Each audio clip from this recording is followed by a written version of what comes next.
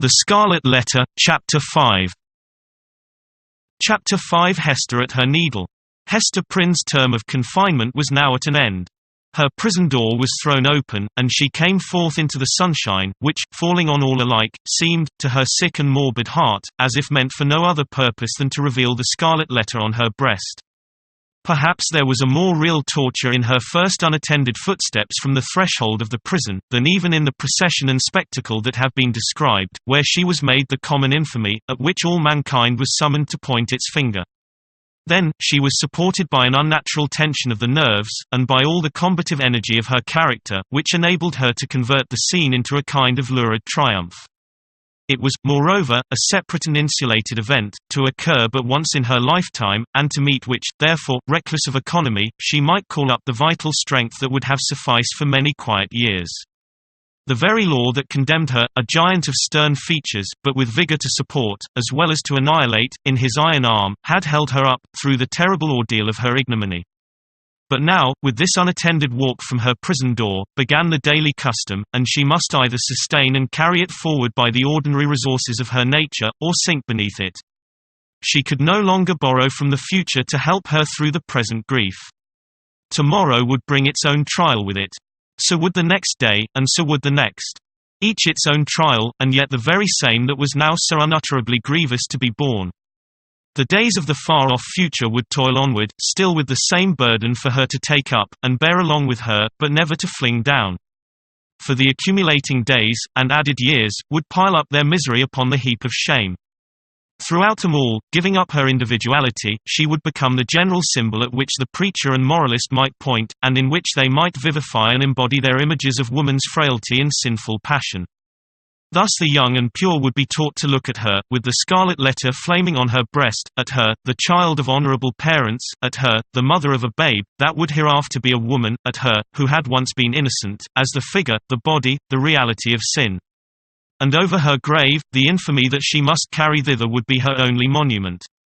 It may seem marvelous, that, with the world before her, kept by no restrictive clause of her condemnation within the limits of the Puritan settlement, so remote and so obscure, free to return to her birthplace, or to any other European land, and there hide her character and identity under a new exterior, as completely as if emerging into another state of being, and having also the passes of the dark, inscrutable forest open to her, where the wildness of her nature might assimilate itself with a people whose customs and life were alien from the law that had condemned her. It may seem marvelous, that this woman should still call that place her home, where, and where only, she must needs be the type of shame.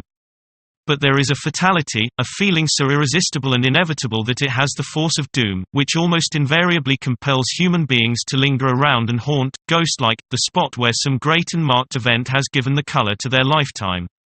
And still the more irresistibly, the darker the tinge that saddens it. Her sin, her ignominy, were the roots which she had struck into the soil.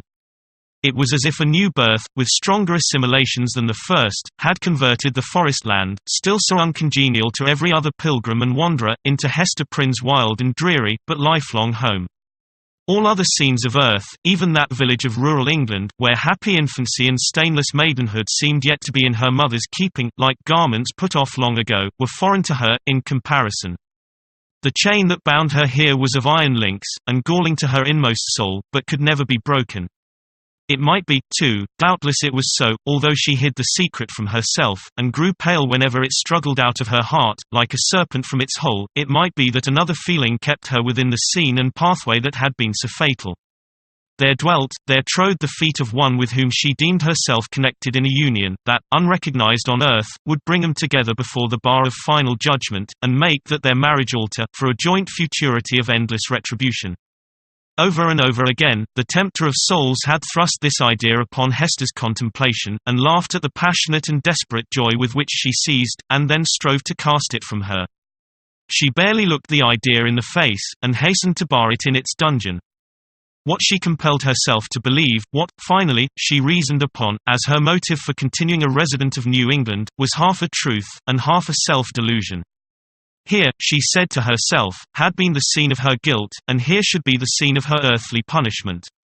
And so, perchance, the torture of her daily shame would at length purge her soul, and work out another purity than that which she had lost, more saint-like, because the result of martyrdom.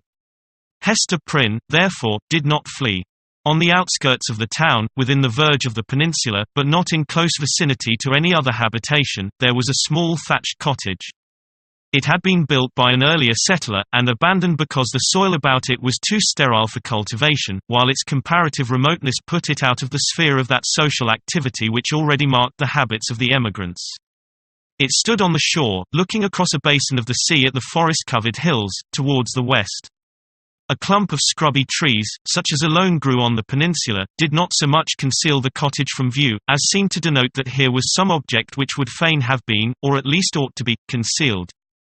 In this little, lonesome dwelling, with some slender means that she possessed, and by the license of the magistrates, who still kept an inquisitorial watch over her, Hester established herself, with her infant child.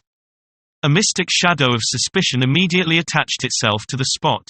Children, too young to comprehend wherefore this woman should be shut out from the sphere of human charities, would creep nigh enough to behold her plying her needle at the cottage window, or standing in the doorway, or labouring in her little garden, or coming forth along the pathway that led townward. And, discerning the scarlet letter on her breast, would scamper off with a strange, contagious fear. Lonely as was Hester's situation, and without a friend on earth who dared to show himself, she, however, incurred no risk of want. She possessed an art that sufficed, even in a land that afforded comparatively little scope for its exercise, to supply food for her thriving infant and herself. It was the art, then, as now, almost the only one within a woman's grasp, of needlework. She bore on her breast, in the curiously embroidered letter, a specimen of her delicate and imaginative skill, of which the dames of a court might gladly have availed themselves, to add the richer and more spiritual adornment of human ingenuity to the fabrics of silk and gold. Here, indeed, in the sable simplicity that generally characterized the puritanic modes of dress, there might be an infrequent call for the finer productions of her handiwork. Yet the taste of the age, demanding whatever was elaborate in compositions of this kind, did not fail to extend its influence over our stern progenitors, who had cast behind them so many fashions which it might seem harder to dispense with. Public ceremonies, such as ordinations, the installation of magistrates, and all that could give majesty to the forms in which a new government manifested itself to the people, were, as a matter of policy, marked by a stately and well-conducted ceremonial, and a sombre, but yet a studied magnificence. Deep ruffs, painfully wrought bands, and gorgeously embroidered gloves, were all deemed necessary to the official state of men assuming the reins of power, and were readily allowed to individuals dignified by rank or wealth, even while sumptuary laws forbade these and similar extravagances to the plebeian order.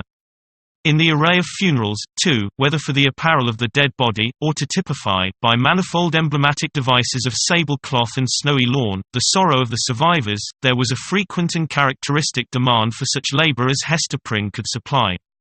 Baby linen, for babies then wore robes of state, afforded still another possibility of toil and emolument. By degrees, nor very slowly, her handiwork became what would now be termed the fashion.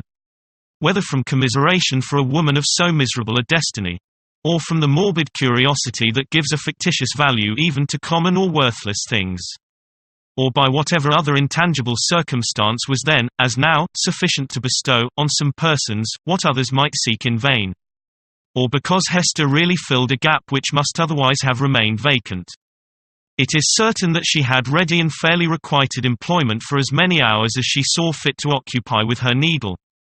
Vanity, it may be, chose to mortify itself, by putting on, for ceremonials of pomp and state, the garments that had been wrought by her sinful hands.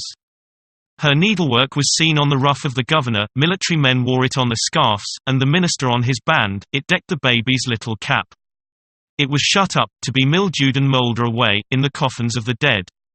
But it is not recorded that, in a single instance, her skill was called in aid to embroider the white veil which was to cover the pure blushes of a bride. The exception indicated the ever-relentless rigour with which society frowned upon her sin. Hester sought not to acquire anything beyond a subsistence, of the plainest and most ascetic description, for herself, and a simple abundance for her child. Her own dress was of the coarsest materials and the most sombre hue, with only that one ornament, the scarlet letter, which it was her doom to wear. The child's attire, on the other hand, was distinguished by a fanciful, or, we might rather say, a fantastic ingenuity, which served, indeed, to heighten the airy charm that early began to develop itself in the little girl, but which appeared to have also a deeper meaning. We may speak further of it hereafter. Except for that small expenditure in the decoration of her infant, Hester bestowed all her superfluous means in charity, on wretches less miserable than herself, and who not unfrequently insulted the hand that fed them. Much of the time, which she might readily have applied to the better efforts of her art, she employed in making coarse garments for the poor. It is probable that there was an idea of penance in this mode of occupation, and that she offered up a real sacrifice of enjoyment, in devoting so many hours to such rude handiwork. She had in her nature a rich, voluptuous, oriental characteristic, a taste for the gorgeously beautiful, which, save in the exquisite productions of her needle, found nothing else, in all the possibilities of her life, to exercise itself upon. Women derive a pleasure, incomprehensible to the other sex, from the delicate toil of the needle. To Hester Prynne it might have been a mode of expressing, and therefore soothing, the passion of her life. Like all other joys, she rejected it as sin. This morbid meddling of conscience with an immaterial matter betokened, it is to be feared, no genuine and steadfast penitence, but something doubtful, something that might be deeply wrong, beneath. In this manner, Hester Prynne came to have a part to perform in the world. With her native energy of character, and rare capacity, it could not entirely cast her off, although it had set a mark upon her, more intolerable to a woman's heart than that which branded the brow of Cain. In all her intercourse with society, however, there was nothing that made her feel as if she belonged to it.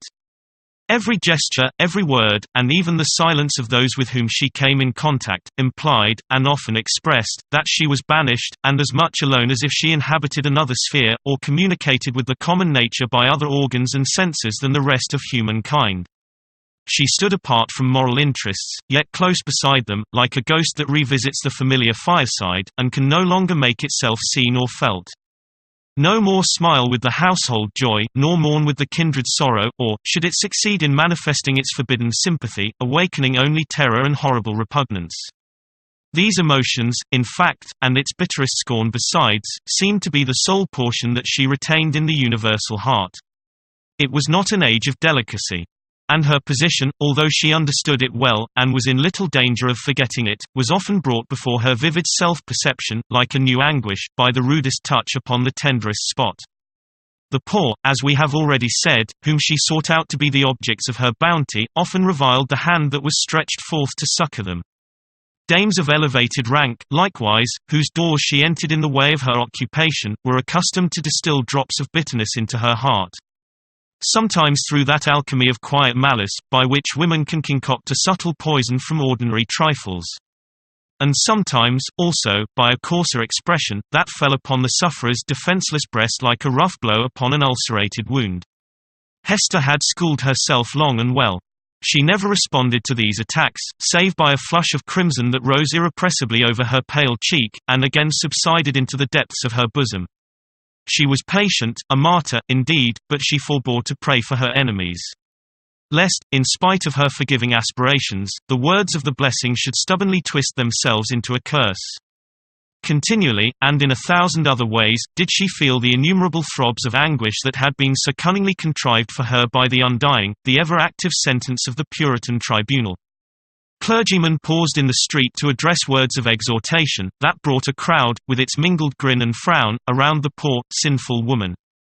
If she entered a church, trusting to share the Sabbath smile of the universal Father, it was often her mishap to find herself the text of the discourse. She grew to have a dread of children. For they had imbibed from their parents a vague idea of something horrible in this dreary woman, gliding silently through the town, with never any companion but one only child. Therefore, first allowing her to pass, they pursued her at a distance with shrill cries, and the utterance of a word that had no distinct purport to their own minds, but was none the less terrible to her, as proceeding from lips that babbled it unconsciously. It seemed to argue so wide a diffusion of her shame, that all nature knew of it. It could have caused her no deeper pang, had the leaves of the trees whispered the dark story among themselves, had the summer breeze murmured about it, had the wintry blast shrieked it aloud. Another peculiar torture was felt in the gaze of a new eye. When strangers looked curiously at the scarlet letter, and none ever failed to do so, they branded it afresh into Hester's soul. So that, oftentimes, she could scarcely refrain, yet always did refrain, from covering the symbol with her hand. But then, again, an accustomed eye had likewise its own anguish to inflict. Its cool stare of familiarity was intolerable. From first to last, in short, Hester Prynne had always this dreadful agony in feeling a human eye upon the token. The spot never grew callous. It seemed, on the contrary, to grow more sensitive with daily torture.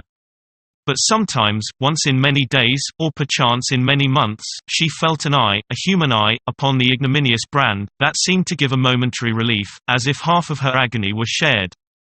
The next instant, back it all rushed again, with still a deeper throb of pain, for, in that brief interval, she had sinned anew. Had Hester sinned alone? Her imagination was somewhat affected, and, had she been of a softer moral and intellectual fibre, would have been still more so, by the strange and solitary anguish of her life. Walking to and fro, with those lonely footsteps, in the little world with which she was outwardly connected, it now and then appeared to Hester, if altogether fancy, it was nevertheless too potent to be resisted. She felt or fancied, then, that the Scarlet Letter had endowed her with a new sense. She shuddered to believe, yet could not help believing, that it gave her a sympathetic knowledge of the hidden sin in other hearts. She was terror-stricken by the revelations that were thus made. What were they? Could they be other than the insidious whispers of the bad angel, who would fain have persuaded the struggling woman, as yet only half his victim, that the outward guise of purity was but a lie, and that, if truth were everywhere to be shown, a scarlet letter would blaze forth on many a bosom besides Hester Prynne's? Or, must she receive those intimations, so obscure, yet so distinct, as truth? In all her miserable experience, there was nothing else so awful and so loathsome as this sense. It perplexed, as well as shocked her, by the irreverent inopportuneness of the occasions that brought it into vivid action. Sometimes the red infamy upon her breast would give a sympathetic throb, as she passed near a venerable minister or magistrate, the model of piety and justice, to whom that age of antique reverence looked up, as to a mortal man in fellowship with angels. What evil thing is at hand, would Hester say to herself. Lifting her reluctant eyes, there would be nothing human within the scope of view, save the form of this earthly saint. Again, a mystic sisterhood would contumaciously assert itself, as she met the sanctified frown of some matron, who, according to the rumour of all tongues, had kept cold snow within her bosom throughout life. That unsunned snow in the matron's bosom, and the burning shame on Hester Prynne's, what had the two in common? Or, once more, the electric thrill would give her warning, behold, Hester, here is a companion, and, looking up, she would detect the eyes of a young maiden glancing at the scarlet letter, shyly and aside, and quickly averted with a faint, chill crimson in her cheeks. As if her purity was somewhat sullied by that momentary glance. O fiend, whose talisman was that fatal symbol, wouldst thou leave nothing, whether in youth or age, for this poor sinner to revere? Such loss of faith is ever one of the saddest results of sin. Be it accepted as a proof that all was not corrupt in this poor victim of her own frailty, and man's hard law, that Hester Prynne yet struggled to believe that no fellow mortal was guilty like herself. The vulgar, who, in those dreary old times, were always contributing a grotesque horror to what interested their imaginations, had a story about the scarlet letter which we might readily work up into a terrific legend. They averred, that the symbol was not mere scarlet cloth, tinged in an earthly dye-pot, but was red-hot with infernal fire, and could be seen glowing all alight, whenever Hester Prynne walked abroad in the night-time. And we must needs say, it seared Hester's bosom so deeply, that perhaps there was more truth in the rumour than our modern incredulity may be inclined to admit.